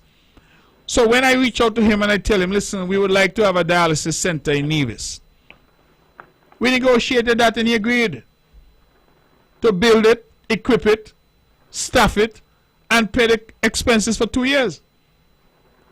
So, just like Mr. Drahi, a very wealthy gentleman who now calls Nevis home, a citizen of Nevis. And when I called Mr. Drahi, I said, Mr. Drahi, we would like to have a CT scan. He asked me how much it costs. I said 1.1 million. He said, done. And we need, Nevis has a state-of-the-art 128 slice Philips CT scan, brand new. Wonderful. So I am saying that what we now need to do is leverage. We need to reach out to people like Drahi and Jensen and all of these people who are our citizens. They may not have been born here, but they have the same passport card like you and me. Reach out to them and say to them, listen, how can you contribute? How can you come and invest? How can you help? And I've just given 2 examples. The people of Nevis will now have a dialysis center donated by a citizen, and we have a state-of-the-art CT scan donated by another citizen. And to me, that is an example of what we can do if we decide to sit down and say, boy, listen, rather than going around the world and telling people, man, come and get our passport. We have a lot of people out there with the passport already.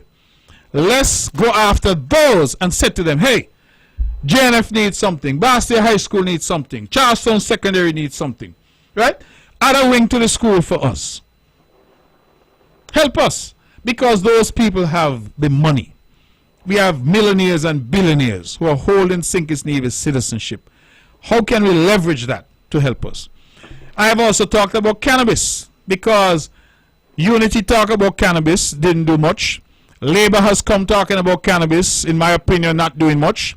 And I'm saying this again could be an industry that we can have here, as again we talk about diversification.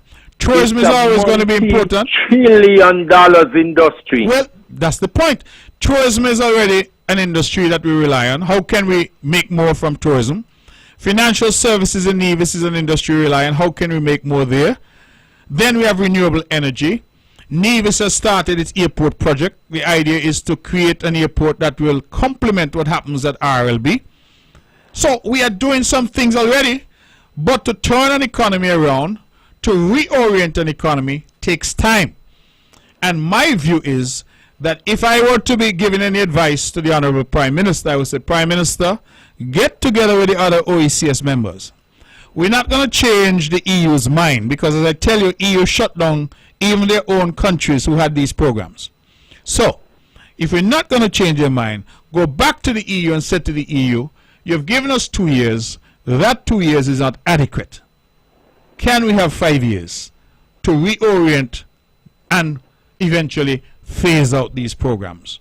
That to me would be my negotiating point with them, because we're not going to change their mind. They have already made up their mind that they want these programs shut down.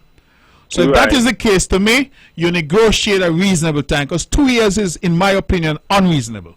I met with a high EU representative over a year ago, and she said to me in our meeting, how long do you think you would need to close down the CBI program? I thought it was a strange question. She said, would you need 6 months? And I said to her, 6 months would be wholly unreasonable.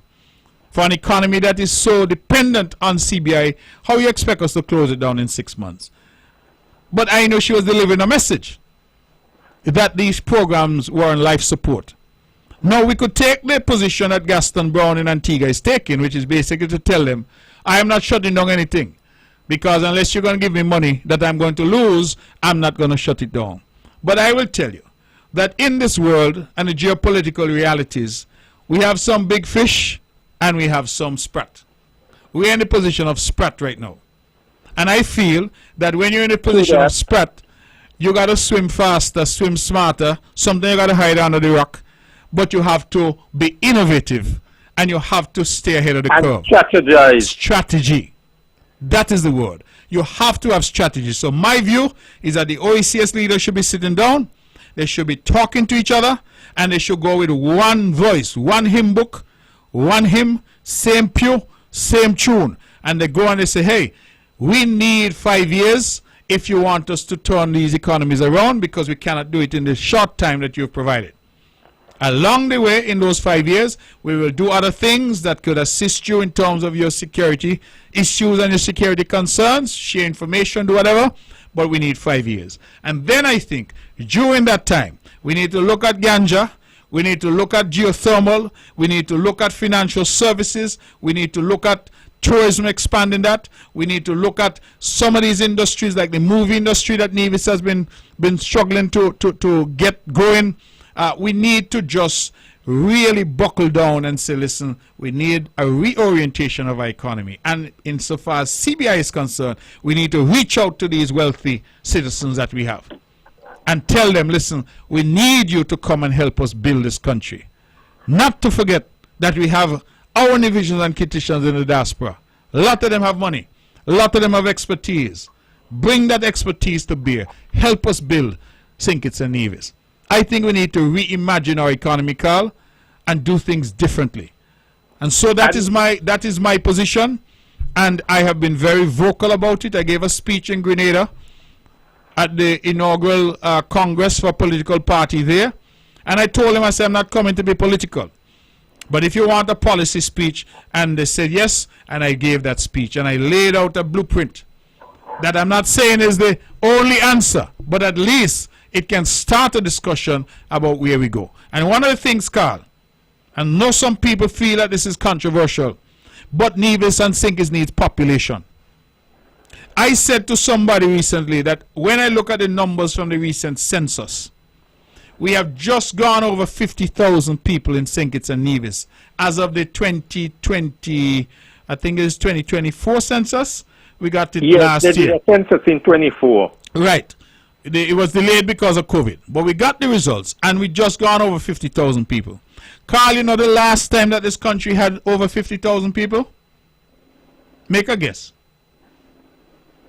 In the 70s? 1960. Wow. So 1960, 10 years off. 1960 was the last time that St. Kitts Nevis had over 50,000 people. We are now in the thing came out in 2025. So it took us 40 plus 25, 65 years to get back to 50,000. There was a point when our population went down as low as 30,000 people in St. Kitts Nevis. So we have been exporting people. And I'm saying you can't build local businesses, you can't build local consumption, you can't even... Monday we did a walkthrough in Rollins. A contractor stopped me on the road. He said, what are we going to do in the country? I said, what do you mean? He said, we can't find construction workers in Nevis. He said, we need people. And I keep making the thing because a lot of people are saying, oh, we don't want nobody coming here. And why are we saying that we flock into other people's country to help build their country, yeah? And we're saying, listen, the country needs to open up. We need people, because without people, you cannot build. You can't create scale. You can't scale your business. I happen to be in the Cayman Islands. I went there to look into a very significant investment that I'm trying to get into Nevis. And when I was in the Cayman Islands, they tell me that the Cayman Islands has 96,000 people. And you know what I found fascinating? Only 35,000 of them are Caymanian. So out of 96,000 population, 65,000 out of those I'm sorry, 61,000, forgive me, are from outside. Professionals, people who come in, doctors, nurses, accountants, you name it. 35,000 are Caymanian. You go to Dubai, this Dubai, great Dubai that everybody keep talking about. You have how much million in population? You only have about 300,000 or 400,000 Emiratis. That is the people from there. You go to Singapore. Because those countries recognize, hey, if you can't build the population from just naturally, meaning people locally having children, then you have to import people in order to help build the economy. Cayman now has one of the strongest economies in the region. Singapore and the UAE are some of the strongest economies in the world. And then not to even mention Bermuda.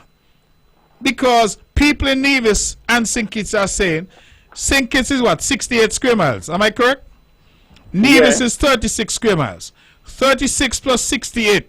Hope my math is correct. I believe that's 104. Right? 104 square miles. And you realize that in the last 10, 15 years, our birth rate has dropped significantly. But Carl, all around the world, the evidence is that as societies become more affluent, people have fewer children. So we have to come up with ways to increase our population. The birth rate is not doing that. So we now have to find projects, programs, and policies to bring in people. Here's my position. You have economic citizens out there that already have our passport. How do you get them to come? You have our people out there in the diaspora. How do you get them to come? You have freedom of movement within the OECS already. And then the wider CARICOM. How do you get people to our shores? You need people. So I was making the comparison because St. Kitts and Nevis together is 104 square miles.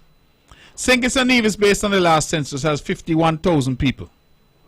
Bermuda, one of the richest islands in the world on a income per capita basis. Bermuda is 21 square miles. Carl, you know how many people live in Bermuda? 65,000 people live in Bermuda on 21 square miles. Wow. St. Kitts and Nevis got 104 square miles and got 51,000 people. And one last thing before I go, sir. I have observed something being happening here over the last several years. Yes, we have been telling our people to go and educate themselves and get all of these degrees and alphabet letters in the education structure. And we have been asking them to come back home and help build a nation. Yes. But after getting all these degrees and these alphabet letters in the education structure, when they come back home and they apply for jobs, they're now being told that they're overqualified. The question is, how are we going to diversify our economy to create these jobs to help our people to create employment for them? So, Carl, I have various theories on that, right? And I think clearly we have to expand the economy. We have to create more jobs. Definitely. Right? That's why I'm talking about energy, geothermal. That's why I'm talking about tourism. That's why I'm talking about projects like Destiny. That's why I'm talking about cannabis. I think that we start to think about the economy differently. So we need to create jobs, and we need to create a lot of jobs. But in addition to that, I think that our people also need to create an entrepreneurial spirit. I used to do a lot of work in the island of Anguilla. You know what I used to admire about Anguillans? Nearly every Anguillan own a business. What I mean by that is, we in St. Kitts and Nevis have an approach where whenever we leave school, we start to apply for a job. Whenever we leave school, we come to government, we go to the businesses, we say, we're looking a job for my son, my daughter, whatever the case may be. That is important. But you also need our young people to have that entrepreneurial spirit, meaning that you need to say to them, hey, if you have a good idea, we can set up things for you. Seed capital, get access to financing, training, so that you could now have your own business. Because remember, you know, handle a business. Remember, Carl, even if you're down Bastia selling sugar cake, you employ yourself, you know. That's one person you employ. And then if your sugar cake business take off, you can then employ 2 or 3. So my simple point is that we also need to encourage our people to say to them, hey, you should have an entrepreneurial spirit so that you're not just coming out of school and looking work. You're also coming out of school and saying, hey, I have this skill in digital marketing. I could set up something. I have this skill in, you know, writing apps. I have this skill. Can I use this skill now? And so what I feel we need to do is also to say to our children, our young people, hey, the government through some entity has seed capital available, and we are encouraging you to go and set up a business yourself so that our people do not just become job seekers. They become business owners, they become entrepreneurs, and they become ultimately employers. And I think that we need to encourage that even as we grow the economy and encourage more jobs. And I over the years I always been saying that the CVI when he had money flowing, I always were encouraging the different governments to put a couple $1 million there to do some training and to create small businesses and entrepreneurship where they can create employment outside of the government and the private sector itself.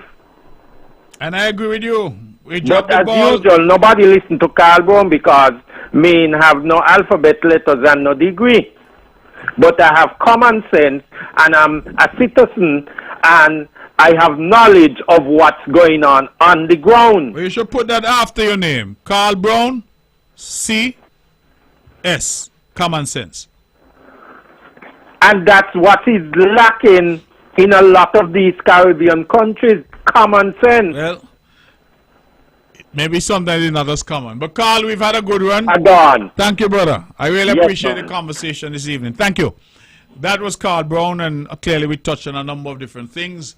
But the economy, diversification, the apparent death or near death of CBI, the revenues that we used to get are gone. I don't see those revenues coming back. The question is, what do we do? The writing is on the wall. The European Union has given us 2 years to shut down. And people say, well, the EU cannot make you shut down. That is true. But they can make life very uncomfortable for us, removing visa-free access, and, of course, creating for us extreme difficulties. Already, we are seeing the United States now saying to Antiguans and Barbudans, listen, you can only get a 3-month visa and it's a one-time entry. So, you know, for example, we have a visa here and we go to America, we come back, we decide we're going up for Labor Day, we come back, we decide, man, we go to VI and see our family in St. Thomas or St. Croix, St. John. We come back. Now the America is telling Antiguans, you can come once. And once you don't have that single entry, the visa gone. If you want to come again, you got to apply again. So they have ways to make things difficult. And because our people have always been looking outward, meaning that we are migrant people, that has been our reality. So we have lots of family in Canada and England and America. We are accustomed to going there to spend holidays and to see family. So when those doors are slammed shut in our faces, it means that our people are going to struggle. It has implications for our young people who want to study. So we can't ignore these factors. We have to be mindful that sometimes these countries are holding the handle. We are holding the blade.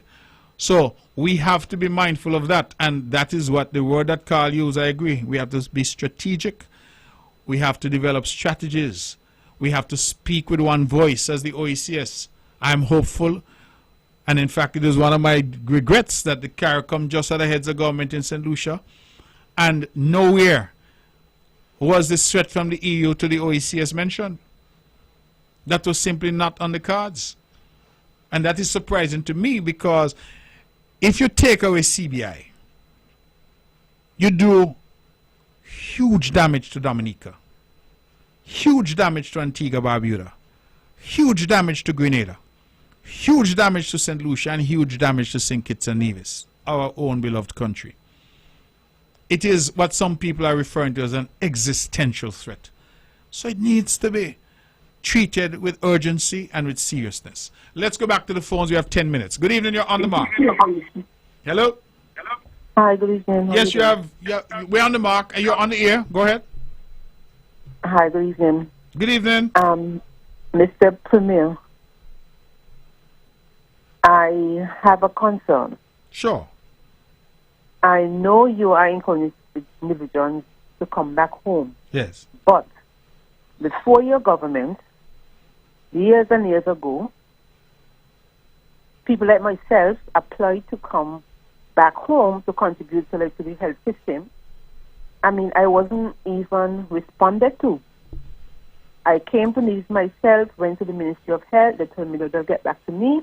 They didn't get back to me. So I hope the situation is changed now, that if you are telling citizens to come back home, when they apply for the various positions or expertise areas, that somebody will relate to them. Have a good night. Okay. Thank you. Well, nice program. Thank you very much for that. And you raise a point that I've heard often, that our people who are interested in coming home sometimes say that they're not treated with the respect. They come, they want to contribute, they apply for jobs, nobody answers. What I can say, caller, is that we are really trying our best to change that. I don't see a difference between divisions at home and divisions abroad. I see us all as one people, and I believe that if there are opportunities available, that we should have our people taking advantage of those opportunities. Particularly in healthcare that you mentioned, we are bringing, for example, I don't know what aspect of healthcare that you are into, but we're bringing nurses from as far away as the Philippines. We have nurses coming in now from Africa.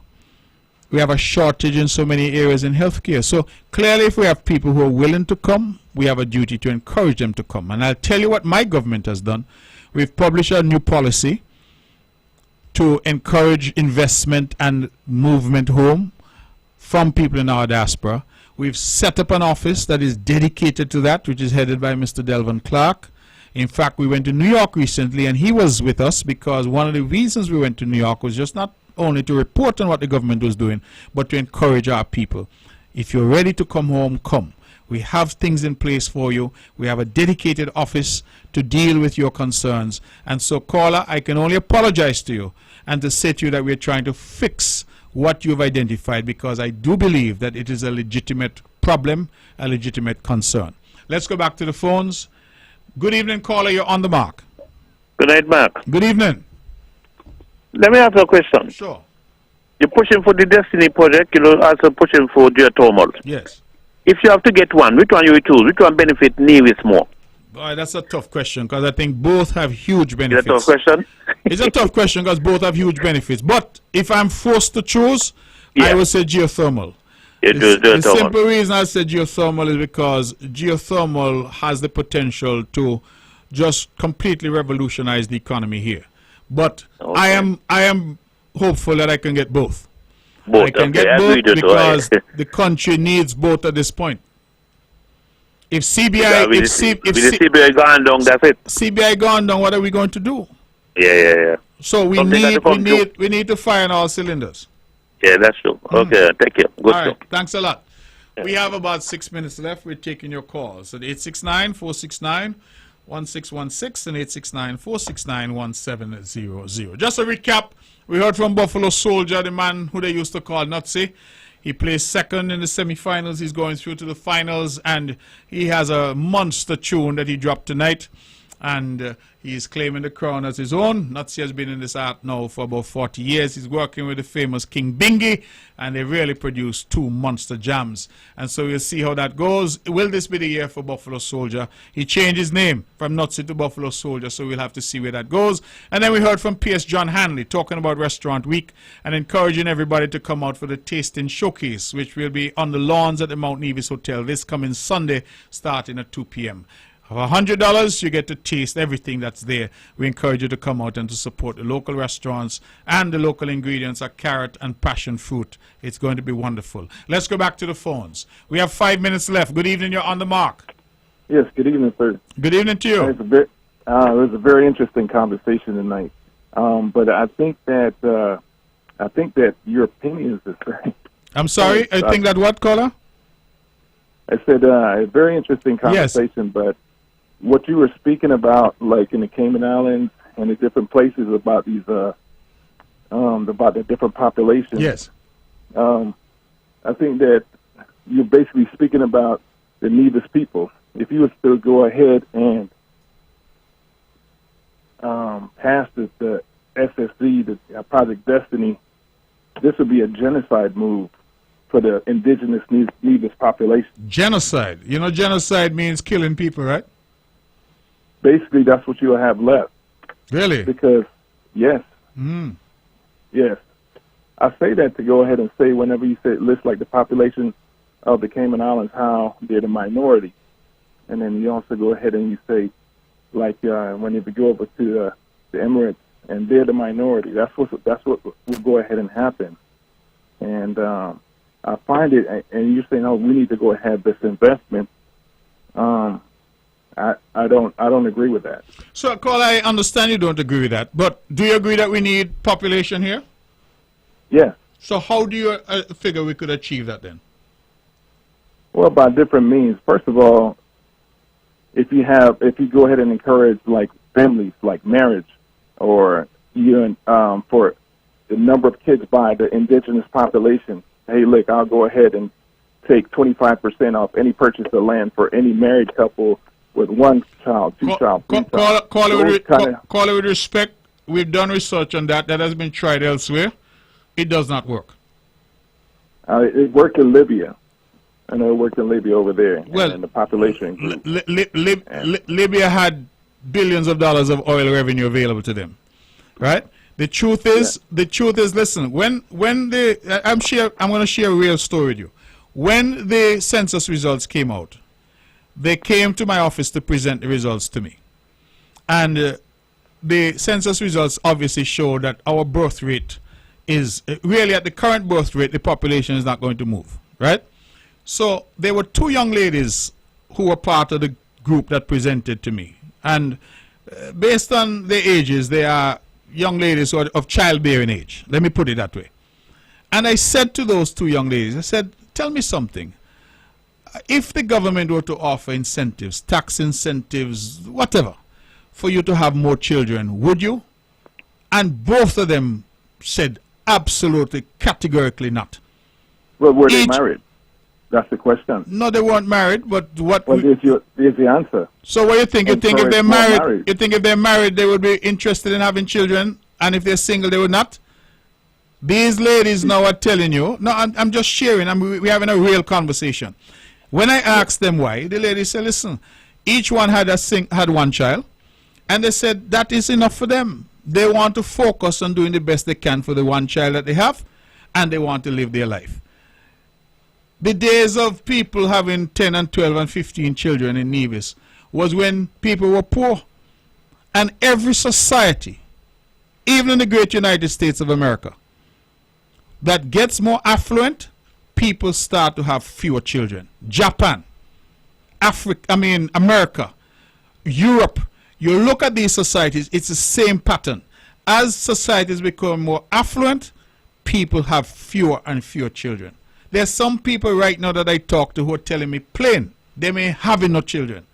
Whatever money they make, they want to travel, they want to enjoy their life.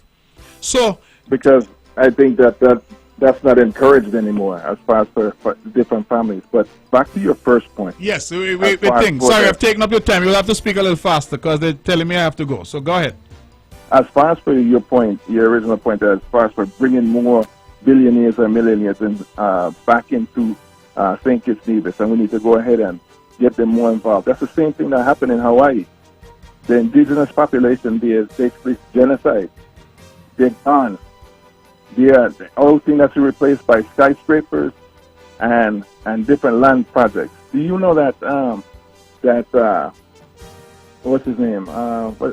The majority of all lands in Hawaii right now are purchased by billionaires. Okay. They've been priced out. Even the common man can't buy anything over there. Okay. So your idea to bring all these people back, it's gonna go ahead and leave the common individual. But caller, you say priced my out of idea. their own island. But caller, you say my idea to bring them back. Those people are already citizens, you know.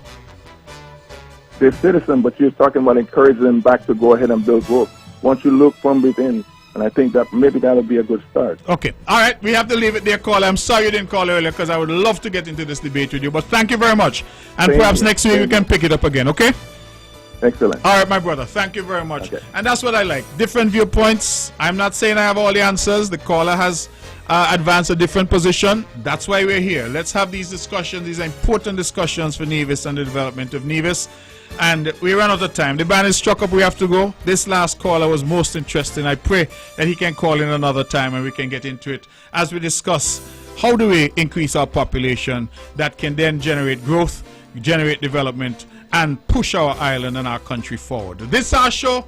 Thank you very much for all those who have tuned in. The show's rebroadcast right here on One Radio tomorrow at 1 p.m. And remember, this Sunday, it's all about the tasting showcase for Restaurant Week at Mount Nevis, starting at 2 p.m. See you there. Thank you, good night, and God bless you.